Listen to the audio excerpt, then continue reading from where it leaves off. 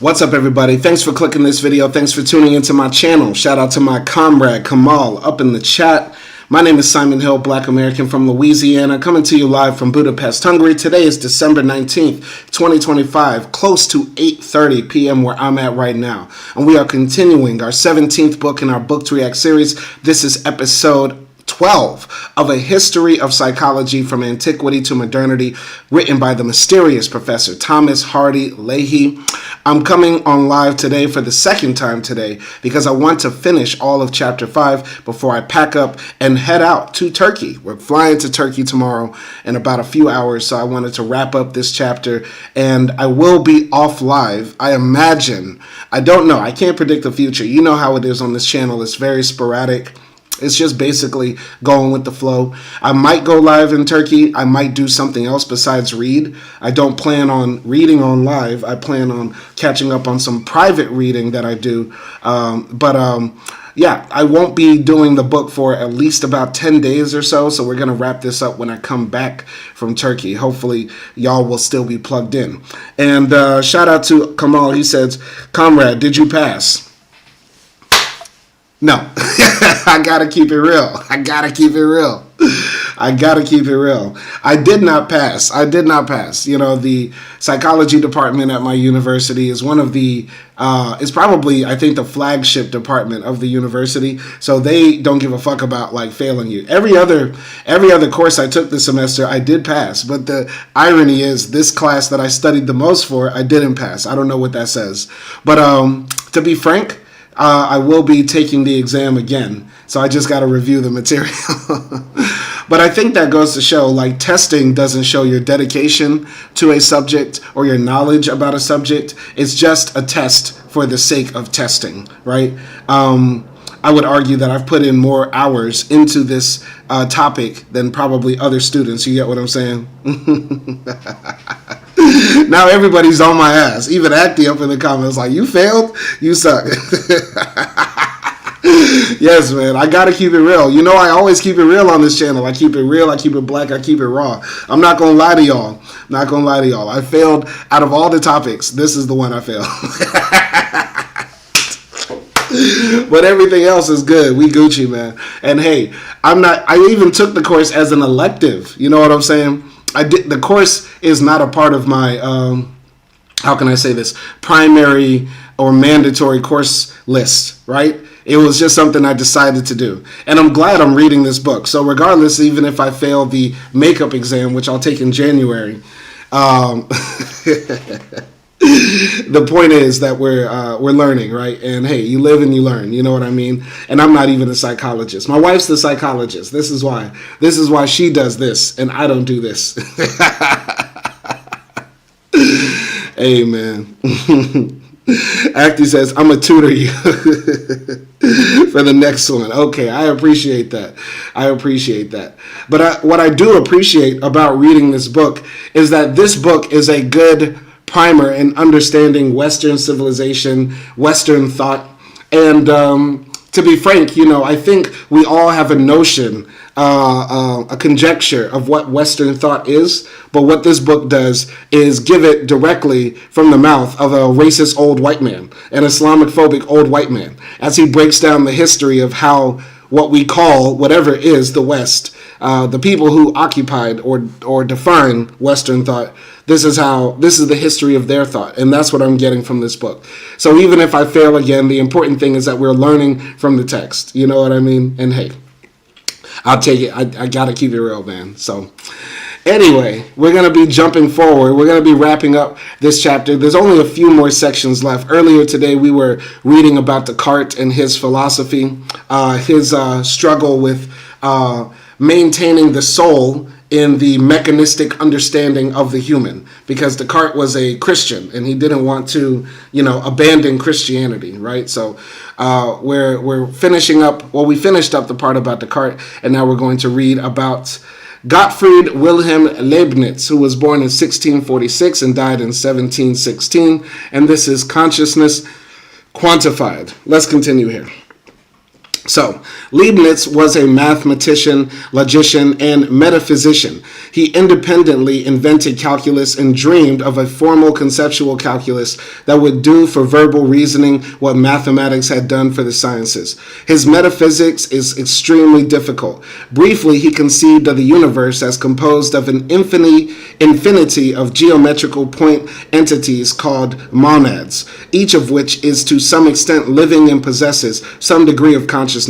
Animals and people are made up of monads that subserve a most conscious and hence most dominant monad. Leibniz proposed a solution to the mind-body problem that was widely adopted by early scientific psychologists and set up a framework for thinking about consciousness that suggested conscious experience could be measured, making possible the first scientific research in psychology. Fechner's psychophysics, which are talked about in chapter 7. Continuing here. Mind and body, a psychophysical parallelism. Leibniz's theory of monads led to a solution to the mind-body problem that became increasingly popular over the next 2 centuries. Descartes had said that the mind and body interact. However, because it was unclear how a spirit could act on matter and vice versa, a theory of mind and body based on occasionalism emerged, in which God saw to it that when a bodily event occurred, so did a mental event and vice versa. This, too, has its difficulties, with God running around keeping the mind and body coordinated. Leibniz proposed an answer that has since been called mind-body, or psychophysical parallelism. Leibniz argued that God had created the universe, the infinitude of monads, such that there is a pre-established harmony among the monads. Leibniz used an analogy of 2 identical and perfect clocks, both set to the same time and started at the same moment. From then on, the clocks would always agree with and mirror one another, but they would not be causally connected. Each would run in an identical but parallel, not interacting course of development. Just so, the mind and body. The consciousness, mind, mirrors exactly what happens in the body, but only because of God's pre-established harmony, not because of a causal connection. In fact, Leibniz extended this neo-occasionalist scheme to the whole universe, holding that monads never interact but stay coordinated in their pictures of the universe because of God's perfect harmony. Although the metaphysical basis of psychophysical parallelism was dropped later, the doctrine itself caught on as a physiological knowledge of the body, and the growth of physics rendered both interactionism and occasionalism implausible. Leibniz also upheld innate ideas. Like Descartes, Leibniz believed that many ideas, such as God and mathematical truths, could not be derived from experience, for they are too abstract. Such ideas must be innate. Leibniz expressed his conception by a statue metaphor.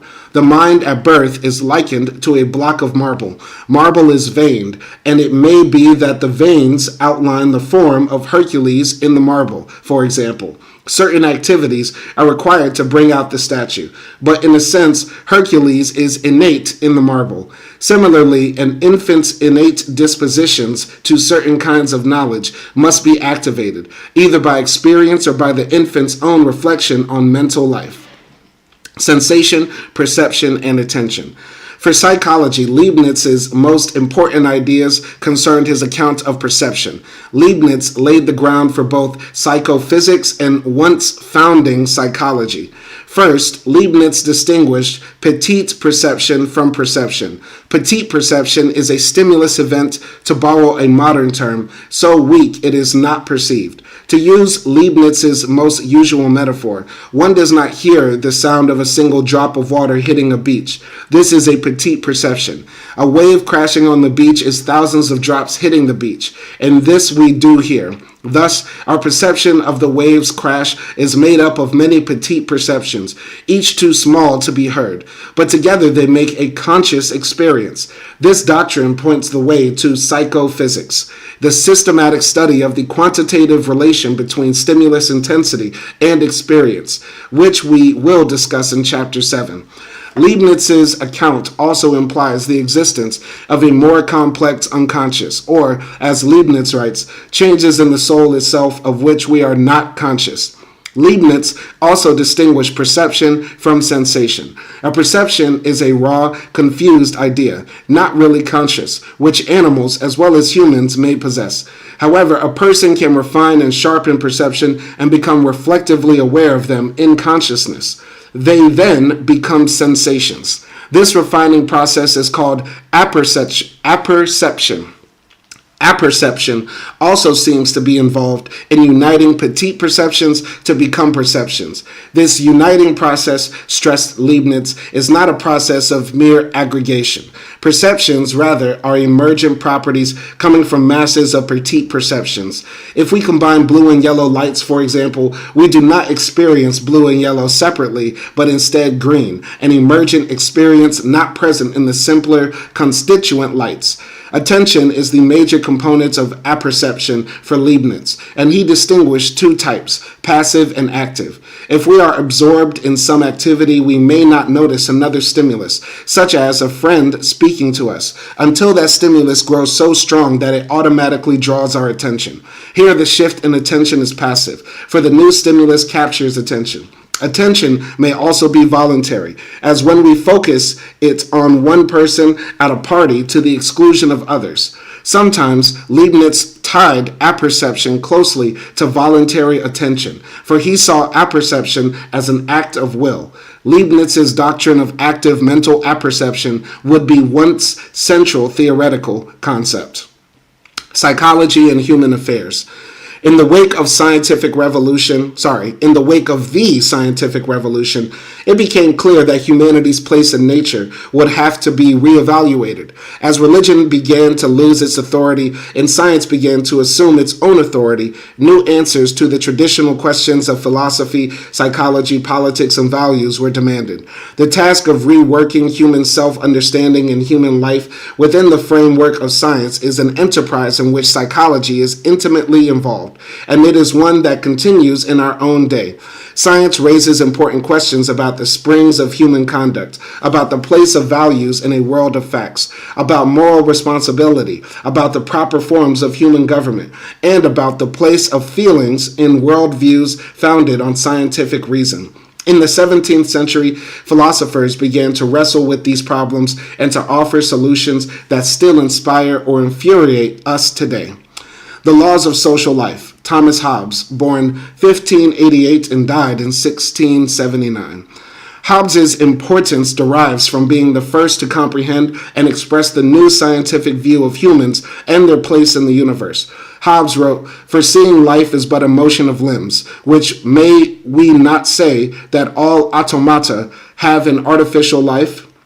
For what is the heart but a spring, and the nerves but so many strings, and the joints but so many wheels, giving motion to the whole body?" Hobbes's contemporary Descartes believed animals but not humans were entirely machines. Hobbes went considerably further, claiming that spiritual substance is a meaningless idea. Only matter exists, and the actions of people, no less than those of animals, are fully determined by material, never spiritual causes. Thinking, he said, in anticipation of later computational conceptions of mental activity, could as well be carried out by a machine as by a soul. On one point, Hobbes and Descartes agreed. Philosophy should be constructed after the model of geometry. Indeed, Hobbes's accidental exposure at age 40 to the elegant proofs of Euclid led him to philosophize. Hobbes believed that all knowledge is ultimately rooted in sense perception.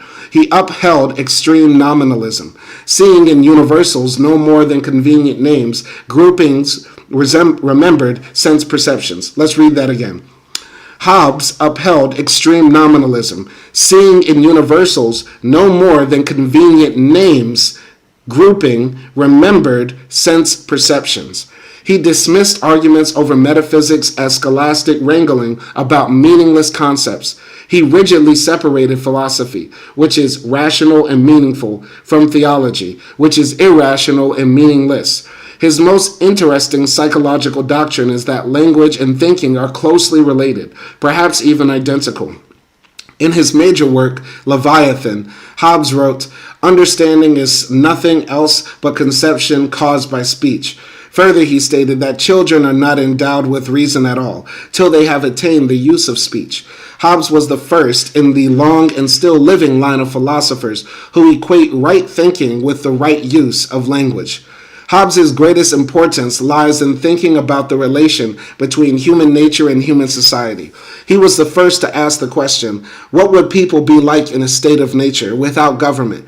This question was the beginning of the Enlightenment project of the 18th century and remains with us still. Once one abandons the idea that government exists to enforce God's law and adopts a scientific view of humankind, it seems that government and society need to be constructed around human nature. Psychology, the study of human nature, becomes important to those who desire or need to govern and manage human beings. Hobbes thought he had learned what humans were like in the absence of government. Having experienced the chaotic anarchy of the English Civil War, in which the government did, in fact, break down. In Leviathan, Hobbes began with a commonplace of modern liberalism, that persons are created roughly equal in physical and mental powers. However, without the external control of government, each person would seek his or her own interest against fellow humans. Outside of organized society, Hobbes wrote, "There is always war of everyone against everyone, and the life of man is solitary, nasty, brutish, and short." The solution is for people to recognize that their rational self-interest lies in a regulated state that will provide security for the fruits of industry and other benefits. This means recognizing the existence of laws of nature. For example, that each person should give up the total liberty and equal right to all things that breed war, and be contented with so much liberty against other men as he would allow other men against himself. The best state for securing such liberties, Hobbes went on to argue, is an absolute despotism in which all members of society contract their rights and powers to a sovereign, whether king or parliament, who will then rule and protect them, uniting their many wills into one will. Hobbes was not, however, the father of modern totalitarianism. For him, the authoritarian state would establish the peaceful conditions within which people could freely do what they like as long as it did not harm others. Later, totalitarians such as Hitler and Stalin wanted the state to control every aspect of citizens' lives, including their thoughts. Hobbes' idea that natural law would apply to people is of considerable importance to psychology. He said that there are laws inherent in nature, existing apart from humanity's recognition of them, that govern everything from the planetary machine of the solar system to the biological machines of the animals, including humans. Hobbes' attitude, however, is not fully scientific, for he says that we rationally consent to follow natural laws. Only in terms of security must we follow them. They may be broken should government or other persons try to compel anyone to personal ruin. The planets cannot choose to obey or not obey Newton's laws of motion, and in this respect, Hobbes' natural laws are not like the laws of physics. Continuing here, determinism extended. Baruch Spinoza, who lived from 1632 and died in 1677. Spinoza was a thinker out of step with his own time. Born a Jew, but communicated for his belief in Yahweh, but excommunicated, So Spinoza was a thinker out of step with his own time. Born a Jew, but excommunicated for his disbelief in Yahweh, he articulated a philosophy that identified God with nature and saw the state as merely a revocable social agreement. He was spurned by the people of his birth and denounced by Christians, and his works were suppressed even in the liberal states of Holland where he lived. In the Enlightenment, he was admired for his independence but rejected for his pantheistic philosophy. Later, the Romantics venerated his apparent mysticism, and scientists saw in him a naturalist. Spinoza's philosophy begins with metaphysics and ends with a radical reconstruction of human nature. Spinoza argued that God is essentially nature. Without the existing natural world, nothing would exist, so that God, nature, is the supporter and creator of all things. But God is not a separate being apart from nature. All things are a part of God without exception, and God is no more than the totality of the universe. Hence, Spinoza was thought to be an atheist. Furthermore, nature, God, was held to be entirely deterministic. Spinoza argued that to understand anything means to unravel its efficient causes. Spinoza denied the existence of final causes, believing teleology to be a projection of humanity's feelings of purpose onto nature, applied only to events we cannot explain with efficient, that is, deterministic, causes. Spinoza extended his deterministic analysis to human nature. The mind is not something separate from the body, but is produced by brain processes. The mind and body are one, but may be viewed from two aspects, as physiological brain processes or as mental events, thoughts. Spinoza did not deny that the mind exists, but he saw it as one aspect of a fundamentally material nature. Thus, for Spinoza, mental activity is as deterministic as bodily activity. Spinoza rejected Cartesian dualism, and so for him there is no problem of interaction. We feel we are free, but this is only an illusion. If we properly understand the cause of human behavior and thinking, we would see we are not free. Just as no blame can be attached to the river that floods and destroys a town, so no blame can be attached to a multiple murderer. Society can act to control the river or the killer to prevent future devastation, but this is a pragmatic consideration rather than a moral one. Spinoza's account of responsibility thus calls for a psychological science to unravel the causes of human behavior, and it bears a striking resemblance to B.F. Skinner's. Going to the comments, Acti says, I think Spinoza was my dad in another life. That's funny.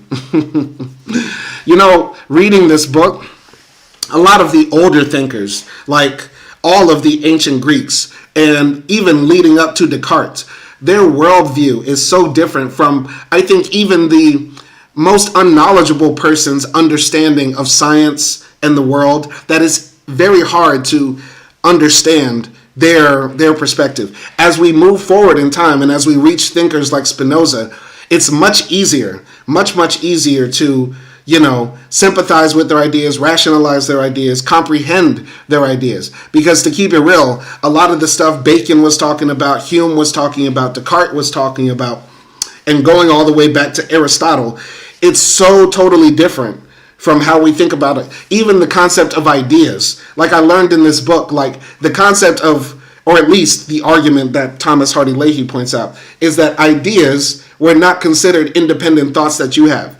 Like, oh, I have an idea that I could open a fusion restaurant of Argentine and Zimbabwean food. Like, there was no concept of the individual idea. Ideas were sort of revelations from the forms, as I remember, right? So, like, that's a totally different concept than how we think about the idea. Or even the invention of the individual is something that this book talks about, right? And, like, the idea that a person is an individual separated from others and is unique in their own way. This is a recent or a Western invention, right? So Spinoza's ideas, I think most people would sort of like, there'd be a larger amount of people that could sympathize or understand Spinoza's ideas more than they could Descartes' today. Because the idea that, evolution is moving forward in progressive ways, or that, things are happening for humans in a sort of deterministic way set up by God, there's a lot of people that don't agree with that today. So, sorry I went on that rant. Every time Acti says something, I end up ranting. And she says one word, and I just have to start yelling. I'm sorry. Let's continue here. So, Spinoza, however, went on to describe an ethics of self-control that transcended materialistic determinism and, to some degree, conflicted with the rest of his thought.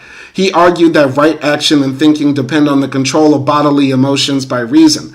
The wise person is one who follows the dictates of reason rather than the dictates of the momentary and conflicting passions arising from the body. Reason will lead one to act out enlightened self-interest, helping others as one would want to be helped. Spinoza's ethics and his view of humanity are quite stoic. The physical universe is beyond our control, but our passions are not. Thus, wisdom is rational self-control rather than a futile effort to control nature or God. Spinoza also argued that governments should allow freedom of thought, conscience, and speech, for each person should be free to order his mind as he sees fit. All right, let's go here. Acti says, I know I get you hot, no need to confess. You know it. I mean, you know it. without even saying anything. Of course. Let me douse myself with water. Getting too hot in here, boy. Continuing here. Wagering on God. Blaise Pascal, born 1623, died 1662. A lot of these guys died very young. What is that? That's maybe only 40 years for Pascal and Spinoza? Maybe close to 45 or something like that? Yeah, these guys died very young. Anyway, Blaise Pascal was a remarkable figure. He participated significantly in the scientific revolution by investigating something traditional physics said could not exist, a vacuum. As a mathematician, he was a child prodigy, constructing at age 19 an early mechanical calculator. Although its purpose was humble, to help his father, a tax official, do calculations, its implication was profound. Pascal wrote, "The arithmetical machine produces effects which approach nearer to thought than all the actions of animals." Pascal was the first to sense that the human mind could be conceived of as an information processor capable of being mimicked by a machine, a concept central to contemporary cognitive psychology. Yet, at the same time, Pascal prefigured the worried intellectuals of the 19th century who mourned at God's funeral, and the anguished existentialists of the 20th century. For Descartes, doubt led to the triumphant certainty of reason. For Pascal, doubt led to worse doubt. Wrote Pascal, "I am engulfed in the infinite immensity of spaces, whereof I know nothing and which know nothing of me. I am terrified." Pascal detested Descartes' excessive rationalism and derived solace and truth from his faith in God. For Pascal, what is essential in humans is not natural reason, but will and the capacity for faith, that is, the heart. Pascal thus resembles earlier Christian skeptics, such as Montaigne. But Pascal is Cartesian in the value he places on self-consciousness, as shown by his statement in the Pensées. Man knows that he is wretched. He is wretched then because he is wretched. But he is great because he knows it. Man is only a reed, the frailest thing in nature, but he is a thinking reed. Let's repeat that. Pascal said, man knows that he is wretched. He is wretched then because he is wretched. But he is great because he knows it. Man is only a reed, the frailest thing in nature, but he is a thinking reed. Pascal doubted a person's capacity to fathom nature or to understand self. Humanity is wretched. Yet a human's unique self-consciousness lifts her or him above nature and the animals, offering salvation through faith in the Christian God. Going to the comments, Acty says, 40 back then is like 100 now, I assume. I mean, yeah, they probably lived long lives, but I also think I think Spinoza, if I remember right, Spinoza was persecuted, not only because he was a Jew, but because he was an atheist in his time, which he probably got chased around so much, beat up. I have to revisit some of the stuff I've heard and read about Spinoza, but I'm pretty sure he lived a hard life. Pascal sounds like a right-wing Republican today. He's basically saying man is evil, man is bad, but you know who helps us through all of it? Jesus Christ. Through Jesus Christ as your Lord and Savior, you can do anything. You can do anything through Jesus Christ. Continuing here. Pascal's most important contribution to the modern world was his launching a new way of thinking about belief and action. People have to make decisions based on uncertain or gambling as soon as symbols could be etched onto bones, making simple dice. However, the idea of calculating probabilities and relating these to proposed wagers in order to bet rationally didn't exist until Pascal came along. Modern economics and finance would be impossible without Pascal's remarkable work, as with things such as scientific agriculture, industrial quality control, and statistical experimentation in psychology. Interestingly, this work began for Pascal with trying to convince unbelievers to accept the existence of God. He asked atheists to consider the following bet akin to betting on the flip of a coin. Either God exists or he does not exist. Your choice is to believe in or bet on the existence of God, or to disbelieve in or bet against the existence of God. Now we must consider the outcomes of each choice. If you believe in God and he does not exist, you have lost nothing. If you disbelieve in God and he does not exist, you have lost nothing. If you believe in God and he exists, you reap the infinite and eternal rewards of heaven. If you disbelieve in God and he exists, you suffer the infinite and eternal sufferings of hell. Even if the probability of God's existence is extremely small, anything other than zero, in fact, the rational choice is to believe in God. Now, the first time I heard about Pascal's wager, this is a quick commentary. I read Richard Dawkins' book, The God Delusion, when I was going through my angsty, atheist teenage phase. And when I first came upon it, Richard Dawkins tore it apart. Tore this wager a new asshole. And I really like The God Delusion. This is before Richard Dawkins became like a right-wing, now Richard Dawkins is saying, after doing all that work for atheism, he's now saying, I'm a cultural Christian and we need to preserve European Christian heritage. Like, how do you cuck that hard? How do you fall that hard, Richard Dawkins? You used to be my hero, bro. What happened? Anyway, he tore that shit apart, and I'll never forget, essentially, Richard Dawkins gave the ultimate slam dunk on the Pascal wager, basically saying, God knows, under the own Christian logic, God knows that you don't really believe. So Pascal's wager makes no sense. If you even know about Pascal's wager and decide this is your motivating force for believing in God, God has already condemned you to hell. You cannot say, I just believe in God, because he knows your heart under almost every religious ideology, right? So it's really fucking stupid. But then I also remember, and this is my last part about Pascal's wager, I went to a Catholic university, and so I had to take religious class. And I had a religious teacher, old Catholic woman, and she was going through all the arguments for God's existence. You know what I mean? And essentially, she said, this makes the most sense. This is the most logical argument to believe in God. So, you know what I mean? This was actually one of the first, philosophical thought experiments or challenges I ever came across. So it has a deep place in my heart, you know what I mean? And shout out to Young Prince MJ up in the chat. Salute to you as well. We're going to be wrapping this up this year. We're almost finished with this chapter. Then we're going to call it a day. Give y'all some time to catch up on the previous readings. Let's go. Pascal is creating here a general framework for making any sort of decision, or as it is technically known today, decision-making or judgment under scrutiny. Why does scrutiny come out? Uncertainty. Pascal is creating here a general framework for making any sort of decision, or as it is technically known today, decision-making or judgment under uncertainty. What one should do is list his or her own options, quantify the value of each combination of choice and possible outcome, estimate the probability of each outcome, and multiply the outcome's value with its probability to get what's called the expected value of each choice. Then you should make the choice with the greatest expected value. In the case of Pascal's wager with the atheist, the expected value of betting on God's existence is greater than the expected value of God's non-existence unless P, God exists, equals 0.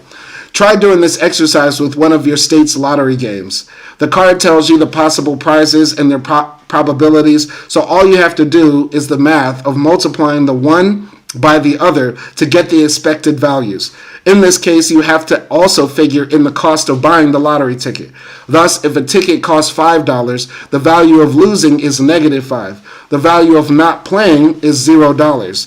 And the value of winning is the stated prize minus $5. The structure of a psychological experiment is similar. The experimental and control groups are the two bets, the measured outcomes are the values of the bet, and statistical inference tells you whether you should, before running the experiment, have bet on the null hypothesis or the experimental hypothesis. I mean, Pascal's wager, taking God out of it, makes sense for, gaming the stock market, right? If you have a hot stock and you want to invest in GameStop or AMC and lose money like me. But you know what I mean? If not investing in Apple is the choice that is optimally the best compared to investing in Apple, which has infinite rewards, right? Then the better choice will be to invest in Apple. I might have phrased that wrong, but I get the idea here, right? When you're wagering what choice to choose, you should choose the choice that has the most upside with the least amount of input or investment. That's how I'm understanding that. Continuing here. Other mathematicians and scientists built on Pascal's ideas, constructing sophisticated systems for making decisions of all sorts. It's what hedge fund managers do, for example. For us here, there are 2 points to note. What Pascal and his followers did was to turn risk-taking into a quantifiable affair. Fundamental to modernity is risk-taking entrepreneurship and the related field of insuring against risk. Without this work, the modern world could not have come into existence. Psychologically, belief has now become connected to action, behavior, in a powerful way. Philosophers had traditionally ended their psychological inquiries with the establishment of certain belief, as, for example, in Aristotle's human mind. Pascal's work goes beyond this to link belief, or even less than certain belief, to actions and consequences in the outside world.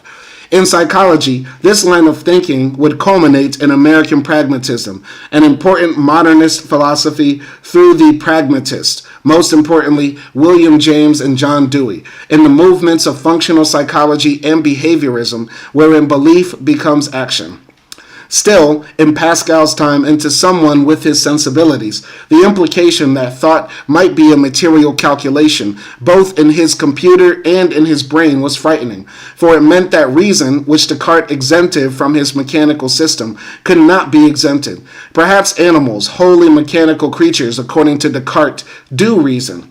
Pascal then declared that a human's free will, not reason, is what distinguishes humans from animals. He was the first modern to assert the claim of the heart and the emotions against the claims of intellectual rationality. Writing, the heart has its reasons that reason does not understand. Note that he is setting two kinds of reason against one another. He does not say that emotions are irrational and we should follow them anyway. Rather, that emotion has its own sort of reason that should be heeded. In this, Pascal anticipates strands of research into decision-making that conclude that feeling is often the cause of good decision-making, not its opponent. It is the heart, not the brain, that makes a human being human. Going to the comments right here. Young Prince MJ is just shouting out true. So this is the last section we're going to read, and then we're going to call it a day. Shout out to everybody who joined the chat, and let me know what you think of this text. So conclusion, the threshold of modernity. The 17th century laid the foundations for the enlightenment of the 18th century. The Newtonian Cartesian mechanical universe had no room for miracles, oracles, visions, or Descartes' soul. In the 18th century, science and reason would further replace a religion as the chief intellectual institution of modern society. Human beings would be proclaimed soulless machines, and societies would be overthrown in the name of material happiness. Moreover, science's powerful grasp of the laws of nature would make possible the technology created by the Industrial Revolution, and science's mode of investigation, the steady accumulation, transmission, and application of systematically gained knowledge created the mindset of modernity. Now, one thing, because Thomas Hardy Leahey, even though we have no picture of him, there's literally no picture of this man online, but whatever. I think what he's leaving out is that essentially Descartes' ideas, Spinoza's ideas, all of these, 17th and 18th century thinkers, a lot of their ideas are that humans are machines and they have no inherent soul, or they bicker over the idea of the human. I want to ask everybody out there who's listening, what was happening in the 17th and 18th century where people were decided that they don't have souls and some of them aren't even human, and they were working them like machines? Can anybody in the chat, if anybody is there, if anybody is listening, I'm going to give them 5 seconds. I'm going to give maybe 5 seconds. 5, 4, 3, 2, 1. What was happening in the 17th and 18th century where people were being worked like machines and not called humans? Slavery! This is when they started. Of course, slavery had existed for a long ass time, but paired with Western European capitalism, mercantilism, and the discovery of the New World, yeah, there was a major change in how slavery was done. Before then, chattel slavery was very rarely practiced, if at all. And that intergenerational people could be held in bondage was not a concept. Plus, with the invention of racialization, yeah, there was going to be people who are going to say, essentially, humans really don't have a soul. You know what I mean? I mean, come on now. I mean, yeah, they're people just like us. What's a soul anyway? Your joints are just like springs. So I think what Thomas Hardy Leahey is leaving out, the influence of colonialism, the discovery of the New World, and slavery had on these thinkers and how they thought about human agency or humanity as a whole. But I digress. Hopefully y'all catch up to that. Hopefully y'all are actively listening and not passively listening. All right. We're going to continue here. The triumph of reason in the age of reason was at hand, yet a different undercurrent lurked just below the surface. The voyages of discovery had found strange, primitive cultures. To Hobbes and Locke, these wild men represented humanity in an uncivilized and unhappy state of nature. Locke wrote in the second treatise on government, "In the beginning, all the world was America." What? What? Okay, now we're mentioning the age of discovery. Let's read that again. So, a different undercurrent lurked just below the surface. The voyages of discovery had found strange, primitive cultures. Just the framing of primitive is insane. To Hobbes and Locke, these wild men represented humanity in an uncivilized and unhappy state of nature. Locke wrote in the second treatise on government, "In the beginning, all the world was America." Yet, were the Indians unhappy? Close to nature and unfettered by artifice, they lived according to natural instinct. Perhaps happiness lies in giving up reason with its abstract artificial ways, and the returning to the instinct of the unhappy savage. A reaction against reason was about to set in. The poet Charlot wrote in 1708 that reason is an inexhaustible source of errors, poison that corrupts the natural feelings. Jean-Jacques Rousseau wrote that reason feeds our mad pride, continually masking us from ourselves. Asked Rousseau, which is the least barbarous, reason which leads you astray or instinct which guides the Indian truly? Charlot said he came to destroy the altars which have been raised to thee, reason. Here the seed is sown for the romantic rebellion against reason and for the concept of the noble savage.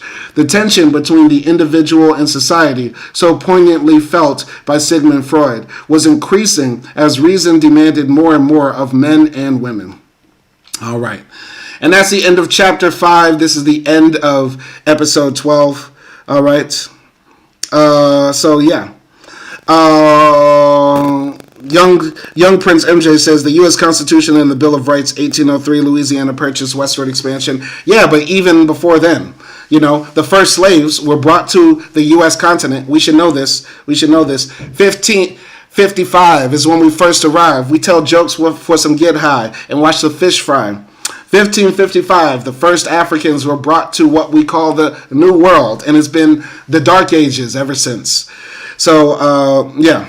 Anyway, shout out to everybody who joined the live stream. We will pick up on chapter 6 whenever we get to it, possibly in about a week or maybe even sooner. I'm not sure. No plans on live streaming in Turkey. Going back to Turkey, and hopefully I will catch y'all in the next time. Shout out to Acti. Shout out to Autistic Cool.